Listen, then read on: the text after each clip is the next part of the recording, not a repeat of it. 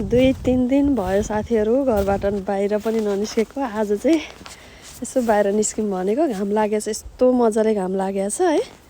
स्नोमा त यतिकै हेर्नै नसकिने रहेछ, टल्केर आँखै नखुल्ने भाइ, कति सेतै सेतै छ नि त। आज चाहिँ त्यस्तो चिसो पनि रहेन रहेछ, राम्रो छ बाहिर होइन।